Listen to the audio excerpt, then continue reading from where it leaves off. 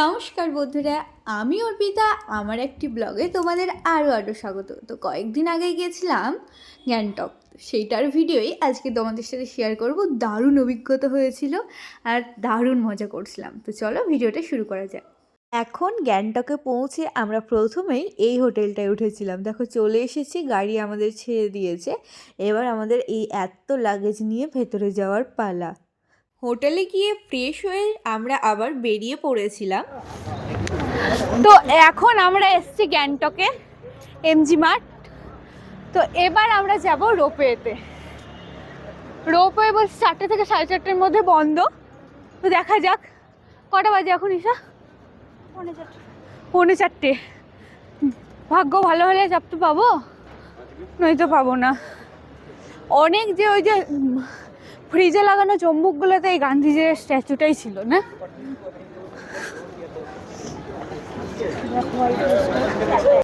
তো যেতে গিয়ে আমরা সবাই দিদিকে বলছিলাম তোকে পুরো ফরেনারের মতো লাগছিল। আসলে আমি না, জ্যোতি প্রথমে ওকে বলছিল। আর এখানে দেখো রোপওয়েতে চাপার জন্য চলে এসেছি।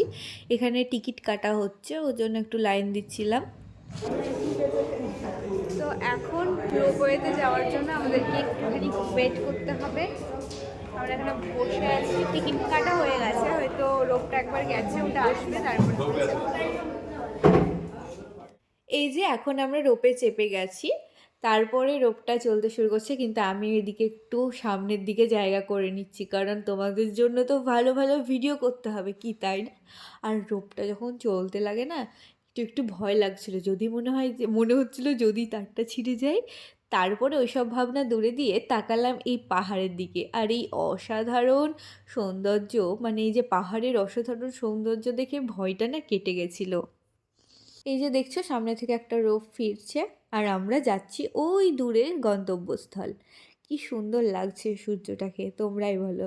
আর এই নিচে ছোট ছোট বাড়ি, এখান থেকে না আমরা খুঁজছিলাম যে আমাদের হোটেল কোনটা, দেখি খুঁজে পাচ্ছি কি না। যদিও আমাদের হোটেলটা এমজি মার্টের ওপর ছিল না, একটু দূরে ছিল, কারণ আমরা একজনের থ্রুতে এসেছিলাম, এজেন্সি, সেজন্য আমরা নিজেরা ঠিক করিনি। কিন্তু তোমরা যদি এমজি মার্টের ওপর হোটেল নাও না, সব থেকে বেশি ভালো, অনেক কিছু এনজয় করতে পারবে এবং খাওয়া দাওয়াও ঠিকঠাক পাবে। তো এই যে দেখতে দেখতে আমরা ওপারেও চলে এসেছি। ওখান থেকে ফিরে আমরা এমজি মার্টে যে দোকানগুলো ছিল সেগুলোকে একটু এক্সপ্লোর করা শুরু করলাম। এখানে অন্যরকম জিনিস ছিল, দেখতে খুবই সুন্দর লাগছিল। এখানে গেলে না প্রচুর গিফট অপশন পাবে, বেশিরভাগই তোমার মাগ ছিল এই দোকানটায়। তাছাড়াও অনেক শোপিস ছিল, এছাড়াও চুম্বক তো আছেই, চাবির রিং, বিভিন্ন ঘর সাজানো জিনিস। তো সবাই মিলে এই দোকানটায় ঢুকে একটু দেখছিলাম যে কিছু নেওয়া যায় কিনা। দিদি তো এখানে একটু চশমা দেখছিল, আর বলছিল দেখ এই চশমাটা আমাদেরও আছে। তো ওইগুলোই কয়েকটা দেখাদেখি করে সামনের দোকানটা এগিয়ে গেলাম। ওখান থেকে বেরিয়ে পুরো মার্কেটটা দেখে আমি তো অবাক, মানে পাহাড়ের মধ্যেও যে এত সুন্দর একটা শহর গড়ে উঠতে পারে সেটা আমি কোনোদিনও ভাবিনি, কারণ গ্যাংটক আমার প্রথম আসা। আর এখানে এমন কোনো নামি দামি ব্র্যান্ড ছিল না যেগুলো নেই। মানে কি বলবো, সমস্ত নামি দামি আমাদের ইন্ডিয়াতে যেগুলো চলে বড় বড় ব্র্যান্ডের দোকান সমস্ত ছিল, ব্র্যান্ডের শোরুম বলা যেতে পারে। আর এছাড়াও স্ট্রিট দোকান অনেক ছিল। এখানে তো একটা দোকান ছিল যেখানকার শোপিসগুলো দারুণ লাগছিল। আর এখানে বিভিন্ন রকম পাথর পাওয়া যাচ্ছিল, ওই যে চুনি পান্না বলে না, ওই জিনিসগুলো। তারপরে আরেকটা দোকানে গেছিলাম যেখানে প্রচুর বুদ্ধার শোপিস ছিল। পাহাড়ে বেসিক্যালি বুদ্ধার শোপিস বেশি, কিন্তু আমার চোখ যাচ্ছিল ফ্রিজ ম্যাগনেটের দিকে, কারণ আমি ওইটার পাগল সত্যি। আমি দোকান গিয়ে খালি ওই সেকশনটাই খুঁজছিলাম যে কোনখানে কী কী কালেকশান আছে। এছাড়াও না রুম ডেকোরেশনের প্রচুর জিনিস ছিল। কিন্তু এটাও ঠিক, এইখানের মার্কেটের দামও কিন্তু সেই সেই দাম, মানে আমাদের নর্মালি কলকাতায় যেগুলো দাম তার থেকে তো ডবলের ডবল দাম ওখানে। এই যে দেখছো এই ফ্রিজ ম্যাগনেটটা আমার পছন্দ হয়েছিল ভীষণ। দাদাকে বলছি কিন্তু দাম সেই আকাশচুম্বী, কিছুতেই কমাচ্ছে না। তারপরে আমরা একটা এমজি মার্কে হাঁটতে লাগলাম, কিন্তু এই যে বাচ্চাটা মাঝখানে চলে এসেছে, ও হচ্ছে কে রে বাবা এরা। তারপরে আমি একা একাই হাঁটছি আর দেখছি।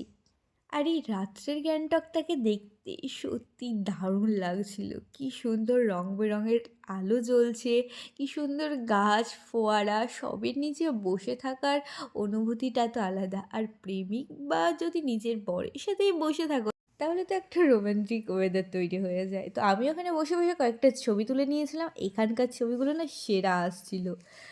তারপরেই আমাদের সাথে দেখা হলো এক ভদ্রলোকের।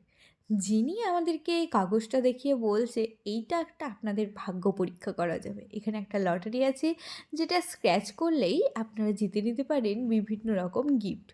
তো আমরা তো ১ম এ ভাবলাম এসব ফালতু, এসবের দিকে চোখ দিয়ে কোনো লাভ নেই। তো বলল, "না, এটা ভাওনা, এটা সত্যি। এই যে দেখুন এই প্রমাণ।" ঠিক আছে, কি হবে দেখি, কি পাওয়া যায় দেখি। তো বলছে, "এই যে এইটা আপনি লাকি হয়ে গেছেন। এখানে আপনার জন্য এটা স্ক্র্যাচ করলে ওপরে ৪ টে গিফটের ছবি ছিল, ভালো ভালোই গিফট ছিল। তো এগুলো পাবেন। কিন্তু এখানেই টুইস্ট। কিন্তু এইটা আপনি এখনই স্ক্র্যাচ করতে পারবেন না। ২ দিন পর ওনাদের কোম্পানির একটা মিটিং আছে যেখানে গিয়ে আপনাকে স্ক্র্যাচ করতে হবে। তো এইটার জন্য কি আপনি ২ দিন ধরে গ্যাংটকে থাকবেন নাকি বাড়ি ফিরে আসবেন সেটা আপনার একদম একান্ত ব্যক্তিগত ব্যাপার।" তো ওখান থেকে আমরা বাড়ি ফিরে চলে আসি ওনার কথায় পাত্তা না দিয়ে। রুমে ফিরেই আমরা একটা পিৎজা অর্ডার দিয়ে দিয়েছিলাম। তো সেটাই এখন খাওয়া-দাওয়া চলছে। আর ওর সাথে ছিল অরিগ্যানো, চিলি ফ্লেক্স, সেগুলো আরেকটু ছড়িয়ে নিচ্ছিল। তারপরে তো সবাই মিলে বেশ জমিয়ে খাওয়া-দাওয়া হলো। কিন্তু পিৎজার মানে স্বাদটা অতটাও ভালো ছিল না, যতটা আমরা এক্সপেক্ট করেছিলাম। তো যাই হোক, পিৎজা খাওয়ার পর একটু গল্পগুজব করার পর রাত্রে আমরা নিচে খেতে যাই। সন্ধ্যাবেলাতে রোজ ওই মাংস রুটি খেয়ে খেয়ে ঘিন্না লেগে গিয়েছে, তার জন্য আজকে বলেছি ভাত। আজকে দিয়েছে ডাল, আলু সয়াবিন, তারপরে হচ্ছে মাংস, সাদা ভাত, পাঁপড়, স্যালাড। উল্টো করে বললাম, ঠিক আছে? তো অনেকদিন পর মানে এই রাত্রেবেলা এটা খেয়েও শান্তি। আর ওদের পেঁয়াজ খেয়ে পোষায় না, ঝাঁঝওয়ালা পেঁয়াজ খাবে না, এমন খাবে অমন খাবে। কোনোদিন এমন হয়েছে একবার পেঁয়াজ দিয়েছে পুষিয়েছে, রোজ ডবল নিতে হয়েছে। সয়াবিনটা খাই। আর তার আগে আমরা পিৎজা খেয়েছি, এত বাজে অভিজ্ঞতা। মানে এই ট্রিপে বোধহয় ৪-৫ হাজার টাকা আমাদের ফালতু গেছে, ঠিক আছে? জাস্ট এক্সপেরিমেন্ট করতে চেয়ে রোপওয়েতে চাপলাম। ওই ৩ মিনিটের জন্য রোপওয়েতে ওই ১৩০ টাকা ফালতু, পুরো ফালতু। যে ভিউটা মানে জাস্ট উপর থেকে বাড়িগুলো দেখবো, নিচেকার ওই বাড়ির ছাদগুলো, ও তোমরা উপর থেকে দেখতে দেখতে এলাম, ফালতু তুললাম। যাই হোক, একবার চাপা হলো। ভাতটা বেশ এখানকার ভালো, কিন্তু প্রথম দিন হোমস্টেতে যেখানে খেয়েছিলাম না, সেইটা মানে বাড়ির রান্নার থেকেও ভালো। এত মানে গাঢ় ডাল, তরকারি, ডিমের ঝোল, মাংস সব কিছু দারুণ। আজকে আমাদের ভ্রমণ এখানেই শেষ। কালকে আবার একটা নতুন ব্লগে তোমাদের সাথে দেখা হবে। আজকে অনেক কিছু ভিউ পয়েন্ট ছিল, সবগুলোর মধ্যে তোমাদের কোনটা বেশি ভালো লেগেছে অবশ্যই জানিও। আর ভালো লাগলে ভিডিওটিতে লাইক, কমেন্ট এবং বন্ধুদের সাথে শেয়ার করে দিও। আর চ্যানেলে নতুন হয়ে থাকলে চ্যানেলটি অবশ্যই সাবস্ক্রাইব করে পাশে থাকা বেল বাটনটাও ক্লিক করে দিও, যাতে আমি কোনো ভিডিও দেওয়ার সাথে সাথেই তোমরা নোটিফিকেশনে পেয়ে যাও। তো দেখা হচ্ছে কালকের একটা নতুন ব্লগে, নতুন একটা জায়গায়। টাটা।